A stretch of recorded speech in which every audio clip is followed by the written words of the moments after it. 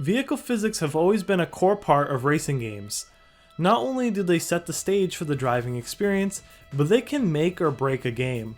While simulation racers have made major strides in their physics, the same can't be said about arcade racers. In this video, I'm going to talk about the decline of vehicle physics in arcade racers. Let's get this out of the way first and foremost.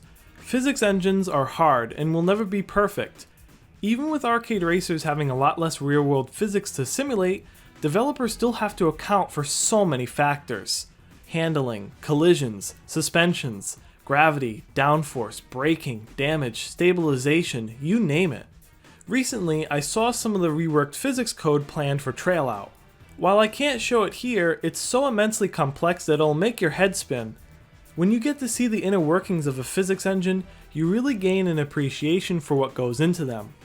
However, this does not excuse the bad physics that we keep getting over and over again. In most of the modern arcade racers I played, from indie to AAA, they all suffer from major issues. Hotshot racing has loose suspensions and terrible collisions that completely messes up your car. Dirt 5's vehicles feel too light, with weightless handling, bumper car-esque collisions, and a terrible auto-balancing system that only causes more issues than it fixes. The rollers in Grip Combat Racing have lackluster downforce and bouncy suspensions, making them rather unstable to drive. The Crew 2 has strange jump physics, extremely forceful auto-balancing, inconsistent collisions, and drifting feels like you are swinging around a trailer attached to a pickup truck.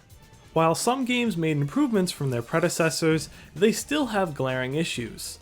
Need for Speed Unbound improved the grip handling and fixed most of the ground clipping issues of the previous Ghost games' Need for Speeds.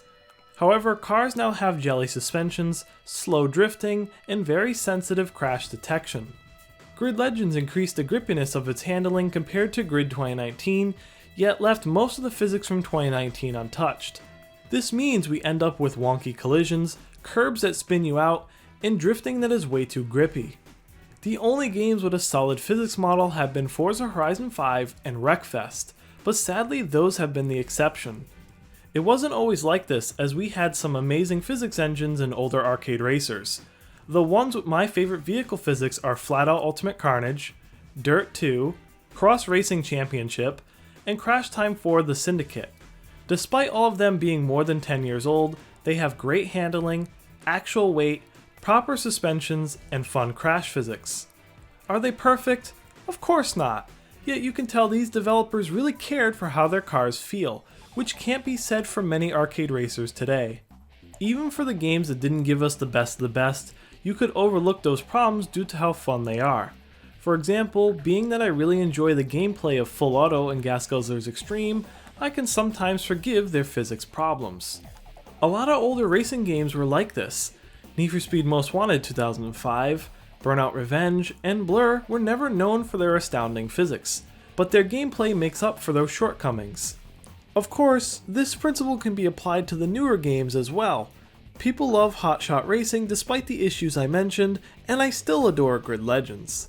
However, now that many recent arcade racers are lacking in their core gameplay, it's only exposing more on how bad their physics are. Without fun gameplay to mask physics issues, or fun physics to make up for lackluster gameplay, people simply are not going to play those racers. I feel that a lot of these issues come from the deprioritization of physics for aspects like content and graphics. Especially since it's easy for players to pick on bad graphics and lackluster content rather than on the nuances of physics, developers would rather focus on those areas instead. Seeing the bloated car list of Forza Horizon 5 and the insane little graphical details in Dirt 5 only helps to reinforce this point. Yet there's also this weird obsession with developers rewriting their physics engines. Obviously, if the physics aren't great, changes are needed. However, we've seen well-refined physics completely abandoned for a brand new engine that is just objectively worse. Grid 2019 made a brand new physics model instead of improving on the one from Autosport. Black Box had a good physics engine for Need for Speed The Run, and yet Ghost Games did not use it for their Need for Speed games. I'm not a game developer, so there might be genuine reasons on why this was done. However, from a player's perspective, it's so incredibly needless. We had developers like Cinetic that improved on their same physics engine for at least 7 years. From the first world racing game in 2003 to Crash Time 4 in 2010, they showed that you do not need to reinvent the damn wheel to provide great arcade racing physics. You might be wondering why I haven't talked about vehicle deformation.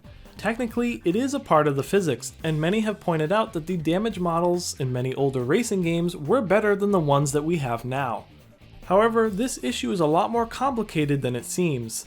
The problem mainly comes down to vehicle licensing.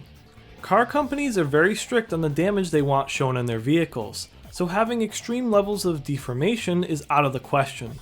For example, the reason why Driver San Francisco has a few unlicensed vehicles is so that the developers could blow them up. This is why the best damage models have come from arcade racers with unlicensed cars, like Burnout Paradise, Wreckfest, and Full Auto 2 Battle Lines. The only exception to this rule was the original Grid and Dirt games, as they still have amazing damage for their licensed cars. It's clear that Codemasters could not get away with that level of deformation anymore, as it seems car companies have become even more strict. Regardless, vehicle damage is a tricky aspect of racing games, and it's not simply due to developer laziness like people might believe. This is the only area I will give a lot of arcade racers a pass in, but things need to change in the rest of the physics department. So in the end, what we get is many arcade racers that do not provide an engaging driving experience, which is mind-boggling. Vehicle physics are arguably one of the most important parts of a racing game, and while it doesn't have to be perfect, it needs to be competent.